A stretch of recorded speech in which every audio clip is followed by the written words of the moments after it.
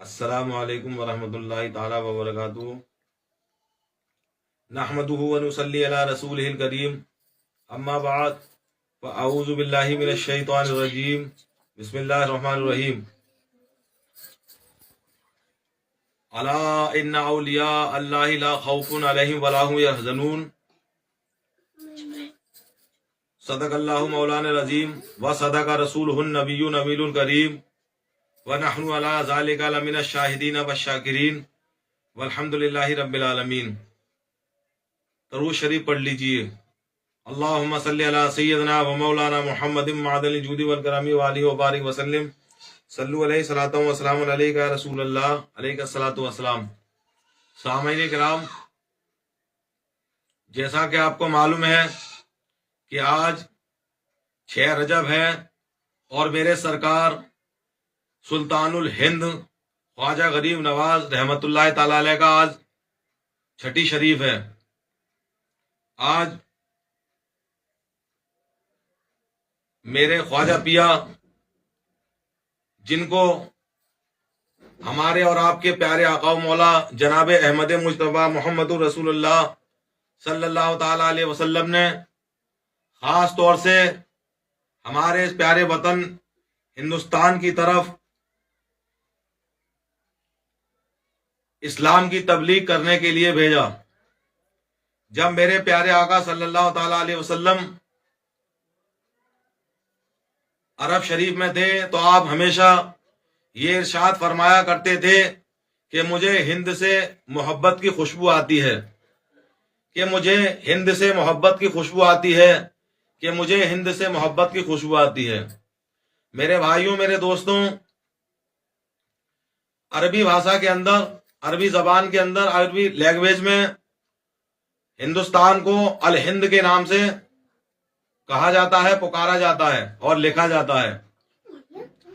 میرے پیارے آقا صلی اللہ علیہ وسلم نے جو فرمایا کہ مجھے ہندوستان کی طرف سے محبت کی خوشبو آتی ہے، اور کیوں نہ آئے اور کیوں نہ ہو محبت کی خوشبو، کیونکہ پروردگار عالم نے جب انسان کو جنت سے دنیا کی طرف پہلی بار بھیجا، پہلے دن بھیجا، تو ابو البشر، تمام انسانوں کے باپ حضرت آدم علیہ السلام ہندوستان کی سرزمین سری لنکا کا جو ٹاپو ہے وہاں پر اتارے گئے۔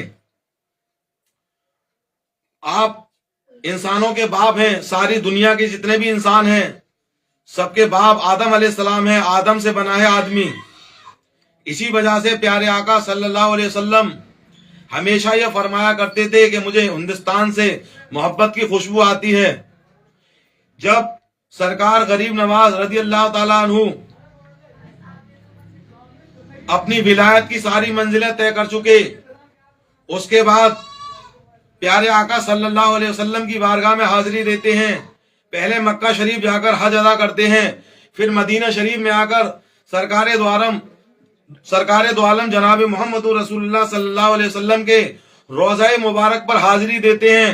حاضری دینے کے بعد آپ کو وہیں سے حکم ہوتا ہے، آپ کو وہیں سے اجازت ملتی ہے کہ اے میرے بیٹے معین الدین، جا ہندوستان کی طرف چلا جا، اور ہندوستان میں جا کر ایک رب کا پیغام دینا، ایک رب کا پیغام دینا، ایک خدا کا پیغام دینا، ایک معبود کا پیغام دینا، کیونکہ پوری دنیا میں انسان اپنے ہاتھوں سے بنا بنا کر ہی انہی کو خدا سمجھ بیٹھے۔ میرے بھائیوں، میرے دوستوں، ہمارا کیا پوری دنیا کا رب وہ ہے، پوری دنیا کا خدا وہ ہے، پوری دنیا کا پروردگار وہ ہے کہ جس نے ساری برہمانڈ کو رچا ہے، جس نے ساری دنیا کو بنایا، جس نے ساری کائنات کو بنایا۔ لیکن کچھ لوگوں نے شیطان کے بہکاوے میں آ کر، شیطان کے کہے میں آ کر، اور اپنی خواہشات، اپنے نفس کو اپنا خدا مان کر اپنے ہی ہاتھوں سے بنائی ہوئی چیزوں کو اپنا خدا مان لیا۔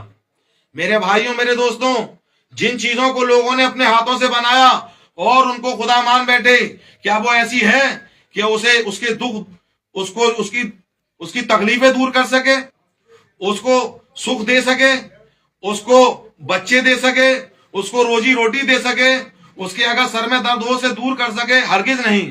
ارے انسان نے جو اپنے ہاتھ سے چیز بنائی ہے وہ پہلے اپنی دکھ اور تکلیفیں تو دور کر لے۔ میرے بھائیوں میرے دوستوں، پیارے آقا صلی اللہ علیہ وسلم نے حضرت خواجہ غریب نواز کو ہندوستان کی طرف روانہ کیا۔ اس وقت کا سفر آج سے 800 سال پہلے قریب کا، لگ بھگ 850 سال پہلے کا اور وہ زمانہ تھا کہ جس میں خواجہ غریب نواز چند لوگوں کے ساتھ پیدل چل دیے، اپنے رب کا پیغام پہنچانے کے لیے، اللہ کے بھٹکے ہوئے بندوں کو سیدھی راہ پر لانے کے لیے۔ رب، جو لوگ اپنے رب کے سیدھے راستے سے بہک گئے تھے، اور یہ ایک ادنا سے ادنا عقل والا بھی انسان جانتا ہے کہ جب بچہ ماں کے پیٹ میں ہوتا ہے اس وقت اس کے پیٹ میں اسے زندہ رکھنے والا کون ہوتا ہے۔ میرے بھائیوں میرے دوستوں، جو لوگ اپنے ہاتھوں سے بنا کر اپنا خدا سمجھ لیتے ہیں، اپنے ہاتھوں سے بنا کر اس کو پالن ہار سمجھ لیتے ہیں، اس کی تو اتنی بھی بس کی بات نہیں ہے کہ وہ اپنے اوپر بیٹھی ہوئی مکھی کو بھی ہٹا سکے۔ میرے بھائیوں میرے دوستوں، ساری کائنات کا مالک، ساری دنیا کا مالک، ساری سرشٹی کا رچیتا، سب کچھ بنانے والا صرف ایک اللہ ہے۔ اسی کو ہم گاڈ کہتے ہیں، اسی کا نام ایشور ہے، اس کے نام الگ ہے، اس کی ذات ایک ہے۔ اس کا پیغام پہنچانے کے لیے، بھٹکے ہوئے بندوں کو سیدھے راستے پر لانے کے لیے خواجہ غریب نواز جب عرب شریف کی سرزمین سے چل دیتے ہیں، ادھر ہندوستان کے اندر جو اس وقت کا اجمیر تھا، اس وقت پرتھوی راج چوہان کی حکومت تھی اجمیر کے اوپر۔ پرتھوی راج چوہان کی ماں بہت بڑی نجومی تھی، ستارہ کی چال دیکھ کر بتا دیا کرتی تھی کہ کب کیا ہونے والا ہے۔ پرتھوی راج چوہان کی ماں نے ایک دن خواب دیکھا اور اس خواب کو دنیا میں لوگوں کو بتایا، تو انہوں نے بتا دیا کہ ایک شخص جو کہ اس حلیے میں آئے گا، درویشی بھیس ہوگا، فقیرانہ لباس ہوگا، ایسے لباس میں آئے گا، عرب کی سرزمین سے چل چکا ہے، ہندوستان میں آئے گا، ہندوستان میں پہنچے گا تو میرے بیٹے کی حکومت کو تباہ و برباد کر دے گا، ساری سلطنت کو بیکار کر دے گا، غارت کر دے گا۔ پرتھوی راج چوہان کی ماں نے اپنے بیٹے کو یہ بتایا، سارے ادھیکاریوں کو بتایا، جتنے بھی سپاہی تھے، جتنے بھی پولیس والے تھے، سب نے یہ بات طے کری کہ ہم ہندوستان میں داخل ہونے والی ہر سرحد پر ہر چوکی ایک ایک چوکی بنائیں گے، اور ہر جگہ ہم پولیس والے بٹھا دیں گے، سپاہی بٹھا دیں گے، ہم ان فقیروں کو، ہم ان درویشوں کو ہندوستان میں آنے ہی نہیں دیں گے، اگر نہ وہ آ پائیں گے نہ ایسا ہو پائے گا۔ میرے بھائیوں میرے دوستوں، یاد رکھو، جب میرے پروردگار کو کوئی کام کرانا ہوتا ہے نا، تو دشمن کے گھر میں رہ کر ہی اللہ تعالیٰ وہ کام کرا دیتا ہے۔ یاد کرو پچھلا وہ دور کہ جب اس دنیا پہ ایک ایسا انسان گزرا جس کو لوگ نمرود کے نام سے جانتے ہیں۔ نمرود وہ ظالم بادشاہ تھا جس کو 800 سال کی حکومت عمر ملی۔ 800 سال کی عمر ملنے کے باوجود اس نے اپنا بندہ ہونے سے ہی انکار کر دیا۔ وہ اپنے آپ کو خدا بتا بیٹھا، وہ اپنے آپ کو معبود بتا بیٹھا، وہ اپنے آپ کو ساری دنیا کا بنانے والا بتا بیٹھا، اور لوگوں سے اپنی پوجا کروانا شروع کر دی۔ لیکن اللہ تعالیٰ کو جب اس کو تباہ و برباد کرنا ہوا، اس کے ناپاک وجود سے اس زمین کو پاک کرنے کا اللہ نے ارادہ فرمایا۔ ایک رات اس جگہ کے نمرود کے نجومیوں نے بھی ستاروں کی چال دیکھنے والوں نے بھی یہ خواب دیکھا تھا کہ اس طریقے سے ایسا خواب دیکھا ہے۔ اس نے دیکھا کہ ایک بچہ پیدا ہوا ہے جو نمرود کی سلطنت کو ختم کر دے گا، لیکن قربان جائیے اللہ کی قدرت پر، اس کی حکمت پر کہ اس نے پوری جو اس کی سلطنت تھی پوری دنیا میں ہر جگہ پولیس والے لگا دیے، ہر گھر میں دائیوں کو بھیجنا شروع کر دیا، عورتوں سے کہا کہ مردوں سے الگ ہو جائیں، عورتیں گھروں میں رہ گئیں، مرد کھیتوں میں چلے گئے۔ پوری سال کا یہ زمانہ لگ بھگ 9 مہینے کے قریب کا گزرنے آ گیا۔ اس کا یہ منصوبہ تھا کہ اب تک جو بچے اپنی اپنی ماؤں کے پیٹوں میں آ چکے ہیں ان سب کو قتل کر دیا جائے۔ لہذا یہی ہوا کہ اس سال جو بچے پیدا ہوتے تھے سب کو وہ قتل کر دیا کرتا تھا۔ لیکن اللہ تعالیٰ کو جب ابراہیم علیہ السلام کو پیدا فرمانے کا ارادہ فرمایا تو اسی کے محل میں رہ کر حضرت ابراہیم علیہ السلام کے والد صاحب اور ان کی ماں کو اللہ تعالیٰ نے یہ حکم دیا۔ اس کے بعد حضرت ابراہیم علیہ السلام کی ولادت ہوئی، دھیرے دھیرے کر کے آپ جوان ہوئے، جیسے ہی دھیرے دھیرے کر کے جب آپ کی عمر جب ابراہیم علیہ السلام کے پیدا ہونے کا وقت آیا تو ان کی ماں کو جو بچہ پیدا ہونے کا درد ہوتا ہے اس کو درد ذہ کہتے ہیں، تو ان کی ماں جنگل کے اندر چلی گئیں، وہاں پر ایک غار تھی، غار کے اندر اپنے بیٹے کو جنم دیا اور ایسے ہی چھوڑ کے بھاگ آئیں، اللہ کے سپرد کر دیا۔ اور گھر پر آ گئی. کھٹکا اپنے بیٹے کا لگا رہا, لیکن ان کو معلوم تھا کہ جس خدا نے, جس پروردگار نے اس بیٹے کو ایسے ماحول میں, کہ جس ماحول میں ہر عورت کا بچہ قتل کر دیا جاتا ہے, ایسے ماحول میں جس پروردگار نے, جس خدا نے, جس معبود نے مجھے یہ میرا بیٹا دیا ہے, وہ اس کی حفاظت ضرور فرمائے گا. چنانچہ ابراہیم علیہ السلام اسی وقت پیدا ہوئے, تنہا تھے, اکیلے تھے. آپ نے اپنا انگوٹھا پیا, اس سے دودھ نکلنے لگا. دھیرے دھیرے کر کے ان کی ماں گائے بگائے آتی, بچے کو دودھ پلاتی اور چلی جاتی. دھیرے دھیرے کر کے جب 7 سال کا زمانہ گزر گیا, نمرود کا وہ خواب بھی پرانا ہو گیا. نمرود نے سمجھ لیا, جان لیا کہ اب وہ بچہ پیدا ہی نہیں ہوگا جو میری حکومت کو مٹانے والا تھا. ایک دن ابراہیم علیہ السلام کی والدہ نے اپنے شوہر کو بتایا کہ میں نے آپ سے ایک راز چھپایا ہے, اگر آپ چاہو تو میں آپ کو وہ راز بتا دوں. ابراہیم علیہ السلام کے والد صاحب بولے, بتائیے کیا راز ہے. انہوں نے کہا, میں نے ایک بیٹے کو جنم دیا ہے, ایک بیٹے کو جنم دیا ہے, اس کی عمر 7 سال کی ہو چکی ہے. آپ کا حکم ہو تو آپ چاہیں تو اس بچے کو ہم اپنے گھر پر لے آئیں. ابراہیم علیہ السلام نے کہا, چلیے ٹھیک ہے, اس کو لینے چلتے ہیں. جیسے ہی ابراہیم علیہ السلام کے والد صاحب اس بچے کو لینے گئے, ابراہیم علیہ السلام پہلی بار اس غار سے جب باہر نکلے تو اس وقت رات کا سمے تھا, رات کا وقت تھا, مغرب کا ٹائم ہو چکا تھا. ابراہیم علیہ السلام نے آسمان کی طرف اپنی نگاہ کی, چاروں طرف ستارے تھے. ابراہیم علیہ السلام نے اپنے والد اور ماں سے پوچھا کہ یہ میرا پروردگار ہے. دھیرے دھیرے کر کے وہ ستارہ ٹوٹ گیا, غائب ہو گیا.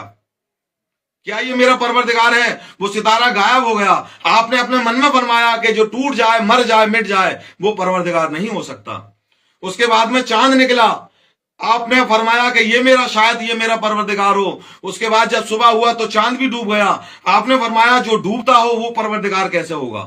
جب صبح ہوا پھر سورج نکلا, سورج نکلا اور بہت تیز تھا. ابراہیم علیہ السلام نے کہا کہ یہ تو چاند سے بھی زیادہ روشن ہے, بڑا ہے, لہذا یہ میرا پروردگار ہوگا. اس کے بعد جب شام ہوئی تو سورج بھی ڈوب گیا. آپ نے فرمایا کہ جو ڈوبے, جو مرے, جو مٹ جائے, جو غارت ہو جائے, وہ خدا نہیں ہو سکتا, وہ رب نہیں ہو سکتا, وہ پروردگار اور معبود نہیں ہو سکتا, وہ پوجنے یوگی نہیں ہو سکتا. الغرض ابراہیم علیہ السلام دھیرے دھیرے کر کے بڑھتے رہے. اور میرے بھائیوں, میرے دوستوں, یاد رکھو, کیونکہ ابراہیم علیہ السلام نبی تھے, اور نبیوں کے بڑھنے میں اور عام انسان کے بڑھنے میں انتر ہوتا ہے, فرق ہوتا ہے. اور انسان, اور جو بچہ جو ہفتے میں بڑھتا ہے, مہینے میں بڑھتا ہے, سالوں میں بڑھتا ہے, وہ نبی ہفتوں میں بڑھ جایا کرتے ہیں. اس لیے نمرود کو یہ شک نہیں ہوا کہ یہ بچہ انہی 7 سال کے اندر پیدا ہوا ہے. جب ابراہیم علیہ السلام جوان ہو گئے تو ان کے والد صاحب تو فوت ہو گئے. اس کے بعد ایک چاچا تھے, ان کا چچا تھا آزر نام کا, جو مورتیاں بنا کر پوجا کرتا تھا, اس کو بیچا کرتا تھا. ابراہیم علیہ السلام سے بھی کہتا تھا کہ ابراہیم تم بھی میرے ساتھ چلو, ان مورتیوں کو بکواؤ. پہلے تو ابراہیم علیہ السلام نے جانے سے انکار کر دیا, لیکن جب وہ نہیں مانا تو ابراہیم علیہ السلام پہنچے.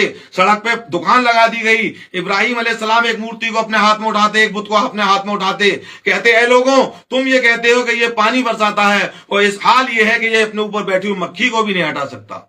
ابراہیم علیہ السلام دوسرے صنم کو لیتے, دوسری مورتی کو لیتے, اور کہتے کہ اے لوگوں, تم یہ کہتے ہو کہ یہ تم اولاد دیتا ہے, اور اس کا حال یہ ہے کہ تم اس کے لیے کھانے رکھتے ہو تو چوہے کھا جاتے ہیں, یہ اس کو بھی نہیں روک سکتا. اسی طرح ابراہیم علیہ السلام تیسری مورتی کو اٹھاتے اور کہتے ہیں, اے لوگوں, تمہارا یہ کہنا ہے کہ یہ تمہیں روزی روٹی دیتی ہے, اور اس کا حال یہ ہے کہ تم اس کے لیے کھانے رکھتے ہو تو کبھی کوئی کھا جاتا ہے, کبھی کوئی کھا جاتا ہے. لہذا ابراہیم علیہ السلام کا چچا جتنی بھی پرکار کی مورتیاں اس دور میں بنا کرتی تھی, لوگ اس دور میں ان مورتیوں کو پوجا کرتے تھے, صنم کو پوجا کرتے تھے, پتھروں کو پوجا کرتے تھے. سب کے بارے میں ابراہیم علیہ السلام یہی کہتے, لوگ سنتے ان کی بات کو بڑے غور سے, اور ان کی سمجھ میں آتی. ایک دن وہ ہوا کہ اس دور میں ایک عید ہوا کرتی تھی. عید والے دن لوگ بڑے مندر میں جایا کرتے تھے, بڑے صنم خانے میں جایا کرتے تھے. آزر ابراہیم علیہ السلام کا جو چچا تھا, اس نے ابراہیم علیہ السلام سے کہا کہ تم بھی ہمارے ساتھ چلو, ہماری خوشیوں میں شامل ہو جاؤ, عید میں شامل ہو جاؤ. ابراہیم علیہ السلام نے کہا میں نہیں جاؤں گا, میری طبیعت خراب ہے. اور اس کے بعد کہنے لگے کہ تم سب لوگ چلے جاؤ, پھر میں تمہارے جن کو تم خدا کہتے ہو ان جھوٹے خداؤں کا علاج کرتا ہوں. سارے لوگ چلے گئے جنگل کے اندر, رنگ رلیاں منائی. جب شام کا وقت آیا, اپنے صنم خانے میں واپس لوٹے. انہوں نے کیا دیکھا کہ جب لوگ जंगल में थे, खुशियां मना रहे थे, खा रहे थे, पी रहे थे, नाच रहे थे, गा रहे थे। तो इब्राहिम अलैहिस्सलाम अकेले उठे, एक परात में, एक प्लेट में लड्डू लिए और एक मूर्ति के पास पहुंचे, एक बुत के पास पहुंचे, कहने लगे लो ये खा लो। बुत जब ही तो खाएगा जब वो उसमें जान हो, उसमें प्राण हो, उसमें आत्मा हो। वो खुद पत्थर का है, वो क्या खाएगा? लिहाजा उसने मुंह नहीं खोला। इब्राहिम अलैहिस्सलाम ने दोबारा कहा, तिबारा कहा, उसने मुंह नहीं खोला। इब्राहिम अलैहिस्सलाम ने हथौड़ा उठाया और उसको फोड़ दिया। दूसरे सनम के पास पहुंचे इब्राहिम अलैहिस्सलाम, दूसरे पत्थर के पास पहुंचे, उससे कहा देख मैंने उसे फोड़ दिया, तू खा लेना, अगर नहीं खाया तेरा भी यही हाल करूंगा जो उसका हुआ है। उससे भी 3 बार कहा, उसे भी खत्म कर दिया। इसी तरह सारे पत्थरों को तोड़ दिया, सारे सनमों को तोड़ दिया। सबसे आखिर में जो बड़ा बचा उसके गले में हथौड़ा टांग दिया, आप चले आए।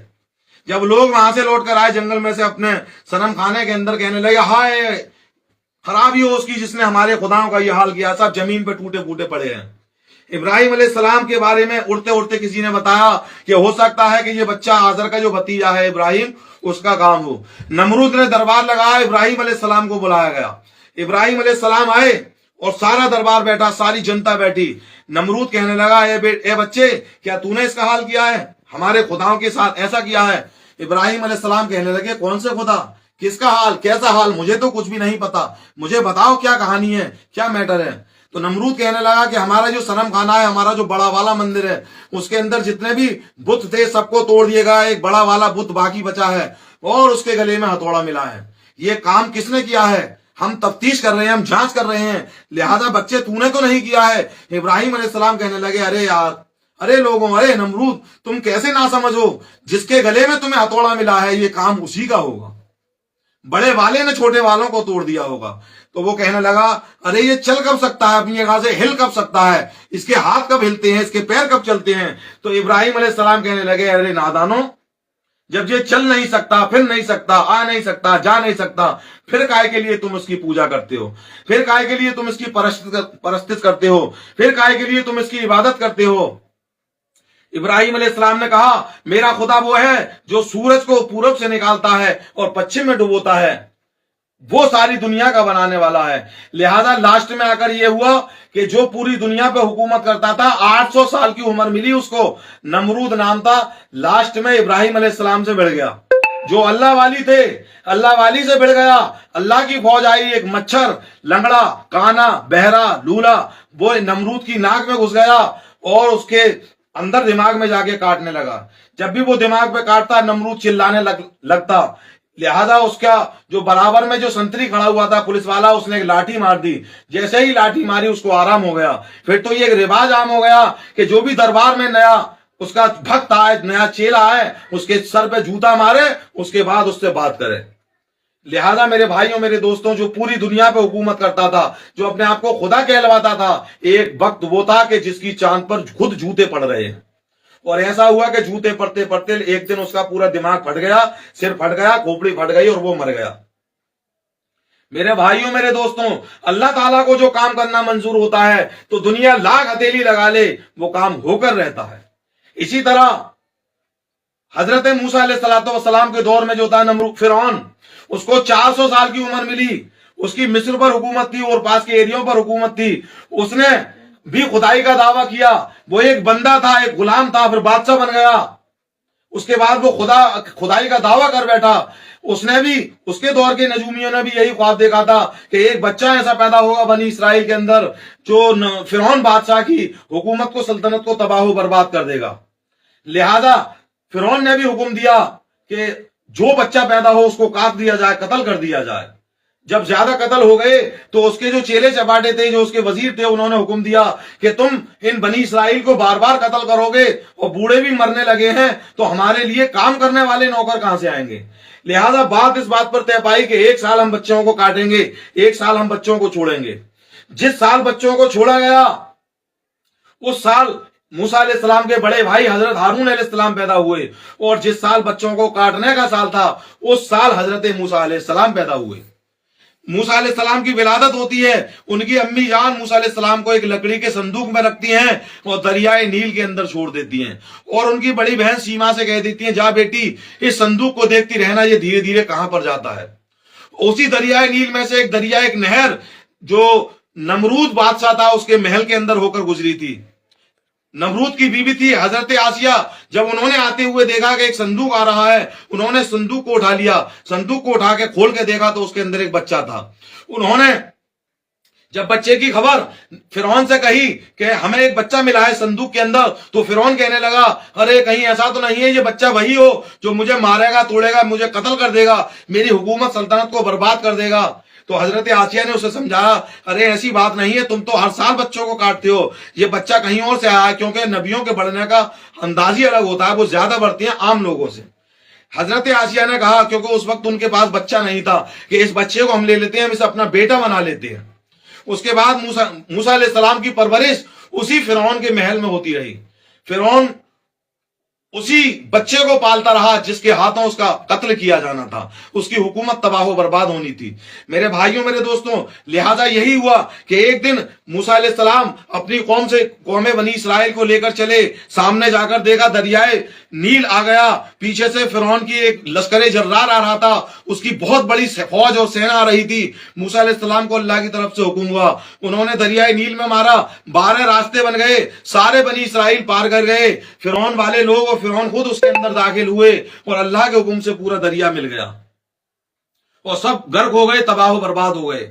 میرے بھائیوں, میرے دوستوں, میرے اس واقعے کو سن کر کوئی بھی ظالم یہ اعتراض کر سکتا ہے ایسا تو کہانیاں ہوتی ہیں, ایسا ہوتا ہی نہیں ہے. ان ظالموں سے کہنا چاہتا ہوں کہ آج بھی تم چلے جاؤ مصر کے جو میوزیم ہال ہے, اس کے اندر آج بھی فرعون کی لاش رکھی ہوئی ہے.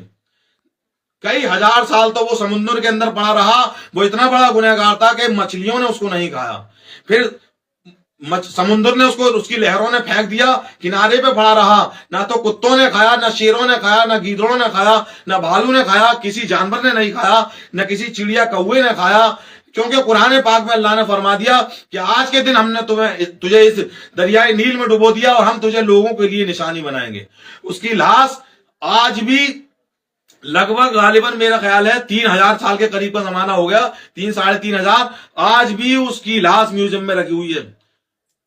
لوگ جا کر دیکھ لیں, جو کل تک کے ٹکیا چوٹے جو خود بندے تھے, اور جرا رب نے انہیں حکومت کیا دے دی, وہ حکومت کرتے کرتے خدا بن بیٹھے.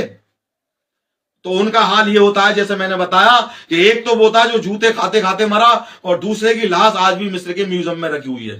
الغرض خواجہ غریب نواز کو جب ہندوستان میں آنے سے روکنے کے منصوبے بنائے گئے, اور رب کو جو منظور تھا, رب کے جو چہیتے پیارے محبوب ہیں جناب محمد رسول اللہ, جو ساری کائنات سارے لوگوں کے لیے رحمت بنا کر بھیجے گئے ہیں, رب کا سیدھا پیغام بتانے کے لیے آئے ہیں. انہوں نے اپنے نواسے کو بھیجا کہ جاؤ ہندوستان میں بھٹکے ہوئے لوگوں کو سیدھا راستہ دکھاؤ. تو خواجہ غریب نواز کے لیے جگہ جگہ چوکیاں لگا دی گئی, ان کا اسٹیچو بنا دیا گیا تھا, کیونکہ اس دور میں کیمرے نہیں چلتے تھے, فوٹوگرافی نہیں تھی, آج سے 850 سال پہلے لگ بھگ. اس میں اسٹیچو بنا دیا گیا کہ اس حلیے کا شخص آئے گا, وہ ہندوستان کی اس راجا کی حکومت کو تباہ و برباد کر دے گا. ہر چوکی میں وہ چپکا دیا گیا. جب خواجہ غریب نواز نے ایک جگہ پڑاؤ کیا تو ان کے ساتھ جو چند غلام تھے 6-7 لوگ, وہ ایک جگہ سے گزرے, انہوں نے ایک چوکی پہ اسٹیچو لگا دیکھا کہ یہ تو خواجہ غریب نواز کا اسٹیچو ہے.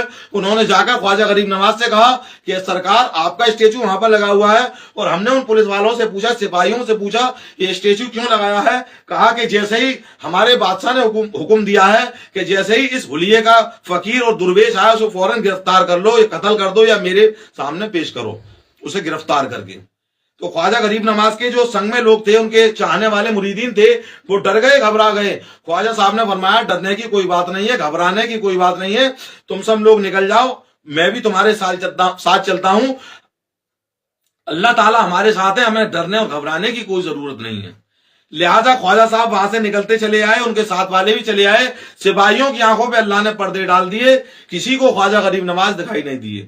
سیدھے آپ اجمیر شریف میں آ گئے, اور اجمیر شریف پہ جیسے بھی خواجہ غریب نواز آ گئے تو جو انا ساگر تھا, جو پانی کا ایک ہی ماتر ایک ذریعہ تھا پانی کا, جس سے پورا اجمیر پانی پیتا تھا, انسان بھی اور جانور بھی, پشو پچھی سبھی, اس پہ خواجہ غریب نواز کو پانی پہ جانے سے روک دیا گیا. بادشاہ نے پہرا لگوا دیا کہ جانور پانی پی سکتے ہیں, کتے پانی پی سکتے ہیں, گدھے گھوڑے پانی پی سکتے ہیں, اور انسان پانی پی سکتے ہیں, لیکن یہ 6-7 جو درویش ہیں مسلمان, یہ فقیر لوگ آئے ہیں, ان کو پانی کی ایک بوند نہ دی جائے. خواجہ صاحب दूसरी जगह एक गार के अंदर, गुफा के अंदर, अना सागर के ऊपर ही है, उसमें तशरीफ फरमा थे। उन्होंने अपने गुलाम को भेजा, उन्होंने देखा कि सिपाहियों ने उन्हें रोक दिया और भगा दिया कि यहां से भागो, ख्वाजा साहब को पानी का एक कतरा भी नहीं दिया जाएगा। तो ख्वाजा गरीब नवाज ने अपने मुरीदीन से कहा, अरे तुम गम ना करो, तुम ये मेरा कांसा लेकर जाओ। कांसा होता है, आपने देखा होगा, काला काला कटोरा सा होता है। पहले के दौर में जो लोग भीख मांगा करते थे, फकीर लोग होते थे, उनके पास हुआ करता था। ख्वाजा गरीब नवाज के मुरीदीन जब उस कांसे को लेकर गए और कहने लगे, ए अना सागर, तुझे ख्वाजा गरीब नवाज बुलाते हैं।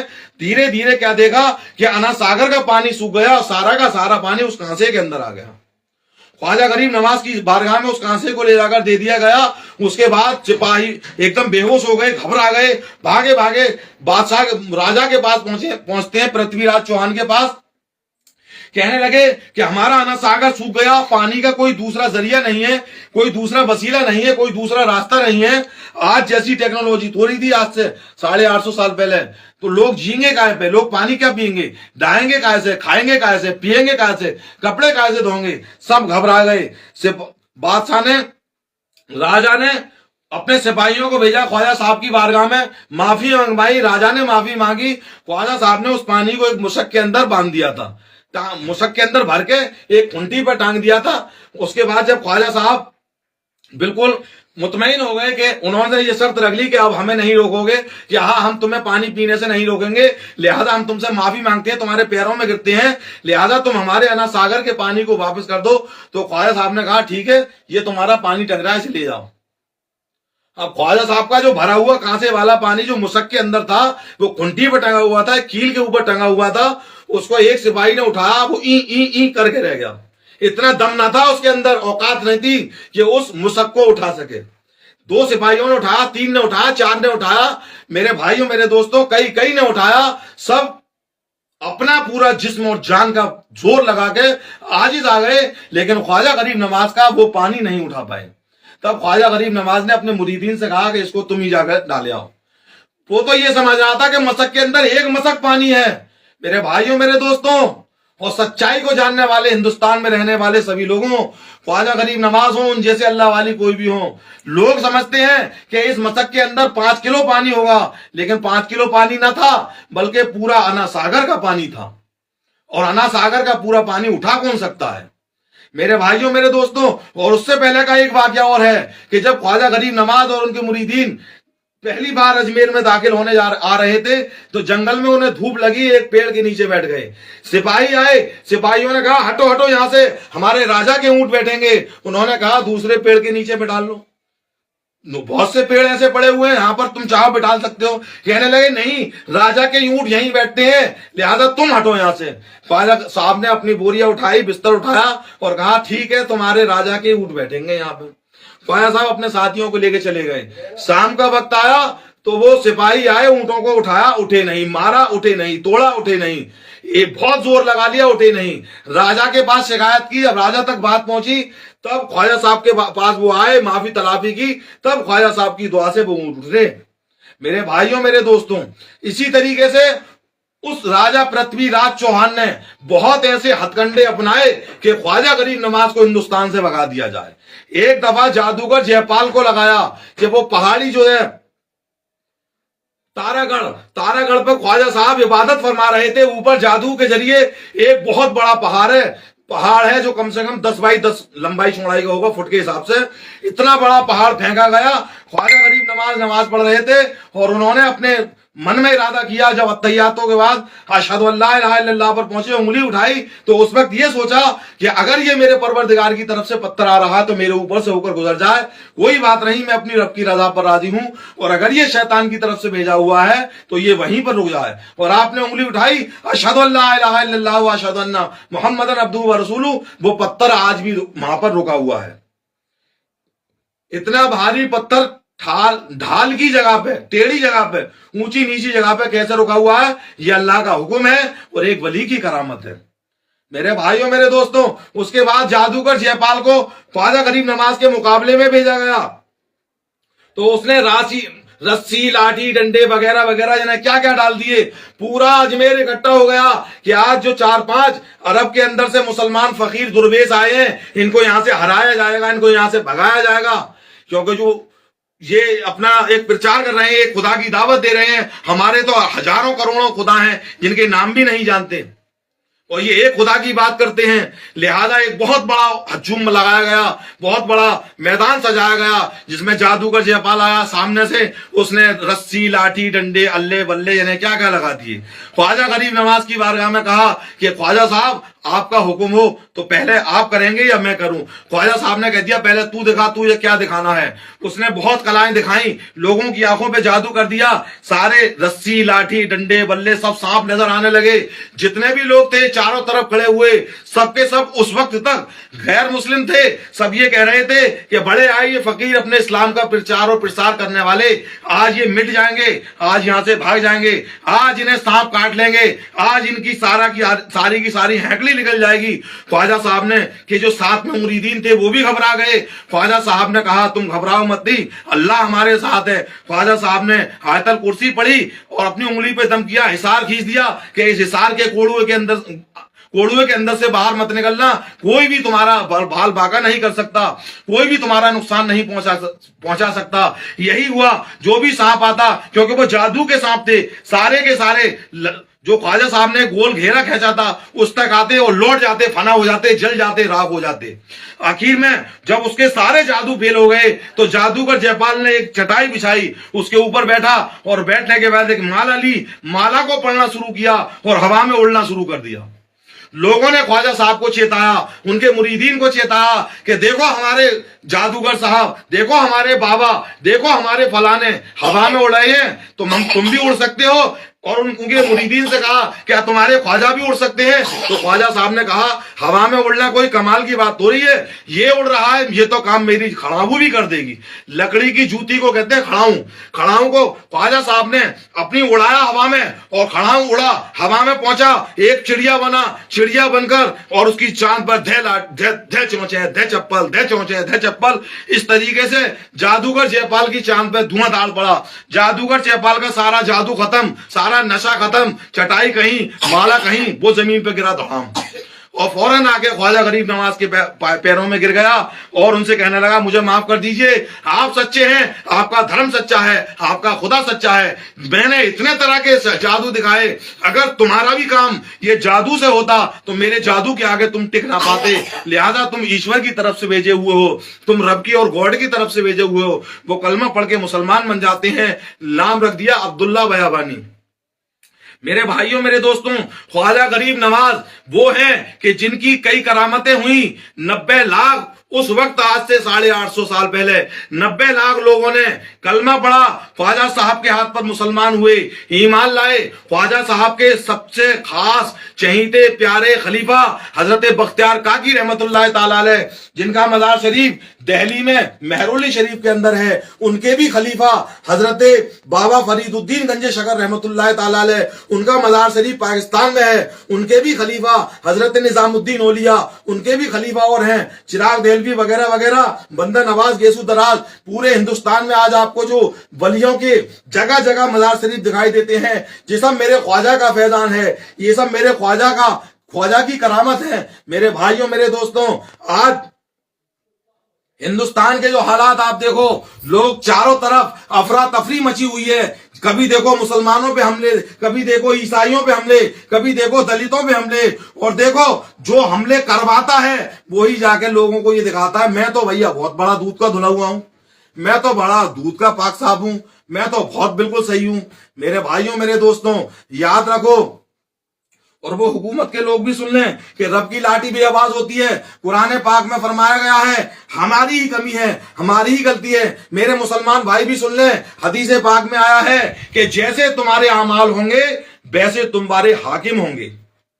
جیسے تمہارے اعمال ویسے تمہارے حاکم. اگر تمہارے اعمال سدھر جائیں تو حاکم چٹکیوں میں بدل جائیں. میرے بھائیوں، میرے دوستوں، حدیث پاک کے اندر کا ایک واقعہ آپ کو سناتا چلوں.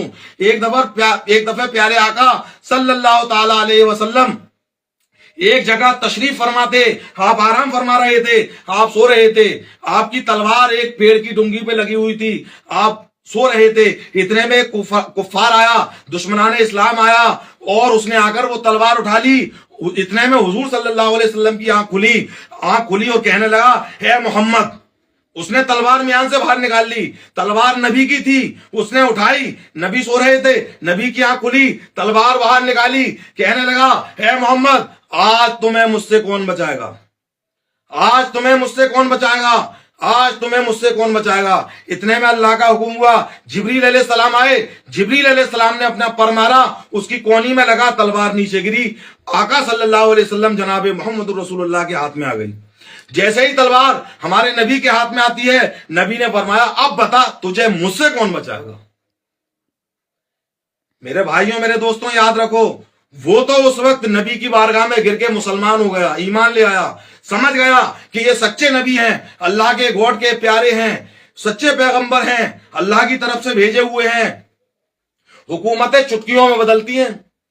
एक पल पहले वो कह रहा था नबी से कि तुझे मुझसे कौन बचाएगा, अल्लाह ने फौरन बदल दिया। उसके बाद नबी ने कहा, अब तुझे मुझसे कौन बचाएगा। मेरे भाइयों, मेरे दोस्तों, याद रखो, हम मुसलमान ही नालायक हो गए हैं, हम मुसलमान ही ना हयार हो गए हैं, ना हंजार हो गए हैं, बेहयाइयों में आम हो गई हैं, गद्दारियां आम हो गई हैं, नमाजों की परवाह नहीं, रोजों की परवाह नहीं, ज़कात नहीं देते, हज नहीं करते, अच्छे काम नहीं करते, बुरे कामों में हमेशा मशगूल रहते हैं। इसीलिए हदीस पाक में फरमाया, जैसे तुम्हारे अमाल होंगे वैसे तुम पर हाकिम मुसल्लत कर दिए जाएंगे। अगर तुम्हारे अमाल अच्छे हो जाएं तो अच्छे हाकिम तुम्हारे सामने आ जाएंगे।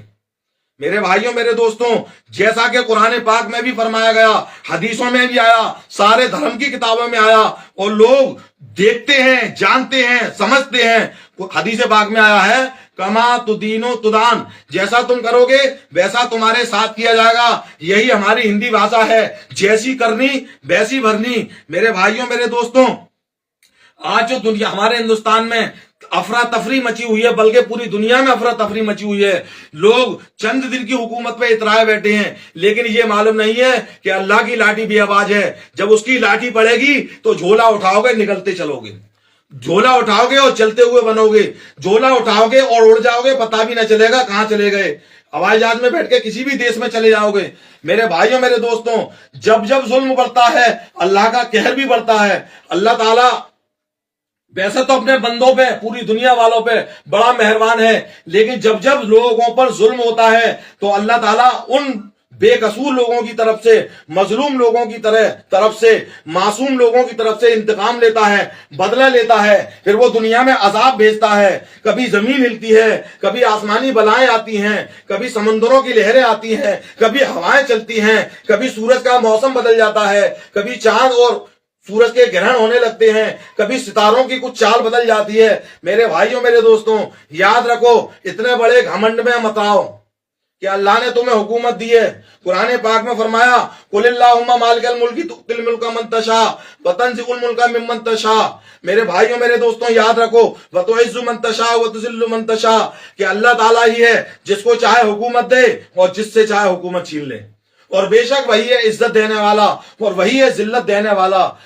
अगर तुम्हें अल्लाह ने तुम्हें किसी जगह का हाकिम बना दिया है, किसी भी जगह का तुम्हें बादशाह बना दिया है, किसी भी जगह का तुम्हें सुल्तान बना दिया है, किसी भी जगह का तुम्हें उस जगह को चलाने वाला बना दिया है, तो सबका साथ देखो, सबको भला सोचो। सबका ऐसा ना हो कि एक तरफ से तो अपने लोगों से कह दो जाओ काट मार मचाओ, और दूसरी तरफ उनके प्रोग्राम में शामिल हो जाओ, ताकि लोगों पे ये मैसेज जाए कि मैं तो भैया इनके प्रोग्राम से बड़ा राजी हूं, मैं तो इनके प्रोग्राम को मानता हूं, मैं तो इनके त्योहारों को मानता हूं। उधर वही जो त्योहारों में शामिल होते हैं, उन्हीं के लोग दूसरी जगह जाकर किस तरीके से गुंडागर्दी करते हैं, कैसे आतंकवाद मचाते हैं, कैसे उग्रवाद मचाते हैं, कैसे कत्लो गारतगरी करते हैं, कैसे हुड़दंग मचाते हैं। मेरे भाइयों, मेरे दोस्तों, याद रखो, ख्वाजा गरीब नवाज वो ख्वाजा गरीब नवाज हैं कि बगैर उनके हिंदुस्तान में किसी की भी हुकूमत नहीं चल सकती। हिंदुस्तान के अंदर जो 200 साल अंग्रेजों ने हुकूमत की, उन्हीं में से एक अंग्रेज ने रिसर्च की, और उसी अंग्रेज का ये कहना है कि हिंदुस्तान के अंदर एक कबर हुकूमत करती है। मेरे भाइयों, मेरे दोस्तों, हिंदुस्तान के अंदर एक कबर हुकूमत करती है, वो अंग्रेज कहता है। और हिंदुस्तान में आने वाले जितने भी प्रधानमंत्री हुए, जितने भी राष्ट्रपति हुए और जो भी हुए, सब ख्वाजा गरीब नवाज के यहाँ पर मत्था टेकते हैं, सब ख्वाजा गरीब नवाज से अपनी हुकूमत मांगते हैं। और हकीकत यही है कि ख्वाजा गरीब नवाज जब भी हिंदुस्तान के राजा थे, आज भी हिंदुस्तान के राजा हैं और ता कयामत तक हिंदुस्तान के राजा रहेंगे, क्योंकि ख्वाजा गरीब नवाज हिंदुस्तान में खुद नहीं आए हैं, बल्कि उनको उनके नाना जान ने भेजा है। और नाना जान ने उनको इसलिए भेजा कि नाना जान के भी बाप हजरत आदम अलैहिस्सलाम हिंदुस्तान में सबसे पहले तशरीफ लाए, और हिंदुस्तान में उनके बाप सारे इंसानों के बाप तशरीफ लाए, क्योंकि उनके खुदा ने उन्हें हिंदुस्तान में भेजा। ये अल्लाह की जमीन है, अल्लाह की बादशाहत है, अल्लाह की मिल्क है। मेरे भाइयों मेरे दोस्तों, याद रखो, जब भी कोई जालिम बनता है, जब भी कोई जाबिर बनता है, तो एकदम नहीं बनता, धीरे धीरे बनता है। पहले वो आम लोगों को सताना शुरू करता है, आम जनता को सताना शुरू करता है। जब देख लेता है कि मैंने इन पर जुल्म किया, उधर से कोई रिएक्शन नहीं आया, फिर वो उससे ऊंची वाली कैटेगरी को सताना शुरू कर देता है, पढ़े लिखे लोगों को, मीडियम साइज के लोगों को। फिर देखता है इधर से भी रिएक्शन नहीं आया, उसके बाद उनसे भी ऊपर वाले लोगों को सताना शुरू कर देता है।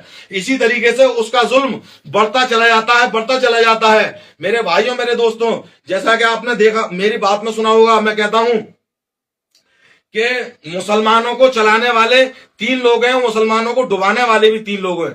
जैसा कि नंबर 1 नेता लोग, नंबर 2 आलिम उलमा लोग, नंबर 3 पीर लोग। अगर यही लोग चाहें तो मुसलमानों को उठा दें, यही लोग चाहें तो मुसलमानों को गिरा दें। मेरे भाइयों मेरे दोस्तों, जैसे मैंने बताया कि हुकूमत चलाने वाला पहले निचले तबके को दबाता है। जब वो देख लेता है कि लोग दबते चले आ रहे हैं, कहीं से रिएक्शन नहीं आ रहा, फिर वो हर एक को दबाने का चाहता है। सबसे पहले लोगों ने नेताओं को आम जनता को दबाया, फिर नेताओं को दबाया, फिर आलिम उलमाओं को दबाया, अब लास्ट में आने वाली है वलियों की बारी। मेरे भाइयों मेरे दोस्तों, याद रखो, ये जो आजकल जो मजार जगह जगह तोड़ देते हैं, ये वो मजार होते हैं जो आम लोगों के होते हैं। एक जैसे हम हैं, आम इंसान हैं, आम बंदे हैं, इसी तरीके से कुछ फर्जी मजार भी बना दिए जाते हैं, जहां पर पहले कुछ नहीं था, उसके अंदर किसी का धड़ भी मौजूद नहीं है, किसी की मैयत भी नहीं है, किसी का शव भी नहीं है। ऐसे मजारों को तोड़ते हैं और कूदते हैं कि हमने मजार तोड़ दिया। लेकिन याद रखो, जिस दिन तुम किसी बली से भिड़ गए, उसी दिन उखड़ जाओगे।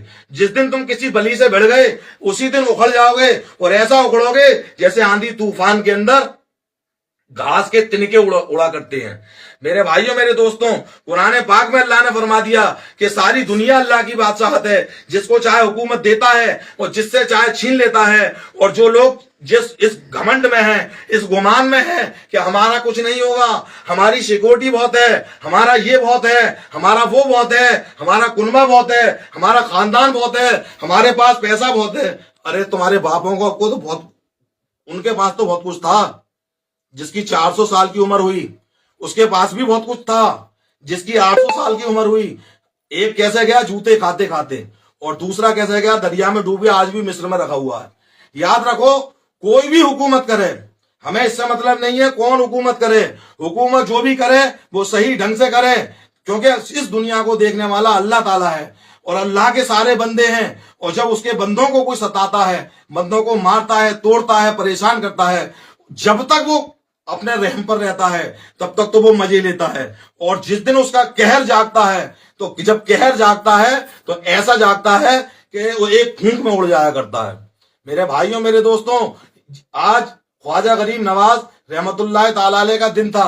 ये 6 रजब शरीफ है, 6 रजब शरीफ। आज ख्वाजा साहब की 6 रजब है, ख्वाजा गरीब नवाज का उर्स है। आज ख्वाजा गरीब नवाज हिंदुस्तान के राजा हिंदल वली सरकार ख्वाजा गरीब नवाज, ख्वाजाए हिंद वो दरबार है आला तेरा, ख्वाजाए हिंद वो दरबार है आला तेरा, कभी महरूम नहीं मांगने वाला तेरा। ख्वाजा गरीब नवाज के दरबार पे आप जाके देखिए, क्या हिंदू, क्या मुसलमान, क्या सिख, क्या ईसाई, क्या जैन, क्या बौद्ध, क्या पादरी, कोई धर्म वाला कोई बता दे कि मैं नहीं गया हूं। हर धर्म वाला जाता है। और ख्वाजा साहब के दरबार में जो जाएगा वो कुछ ना कुछ लेके आएगा, और जो ख्वाजा गरीब नवाज के दरबार में नहीं जाएगा वो भटकता रहेगा, भटकता रहेगा, भटकता रहेगा। मेरे भाइयों मेरे दोस्तों, घबराओ ना, अपने अमालों को सुधार दो। कुरान पाक में फरमा दिया गया है, तुम ही गालिब रहोगे, तुम ही गालिब रहोगे, शर्त यह है कि तुम हो ईमान वाले। तुम ही गालिब रहोगे, शर्त यह है कि हो ईमान वाले। घबराओ नहीं, किसी के पास कोई होता है, किसी के पास कोई होता है, किसी के पास कोई होता है, और हमारे पास हमारा ख्वाजा गरीब नवाज है। हमारा ख्वाजा साहब जिंदाबाद, ख्वाजा का हिंदुस्तान जिंदाबाद, ख्वाजा का हिंदुस्तान जिंदाबाद, ख्वाजा का हिंदुस्तान जिंदाबाद।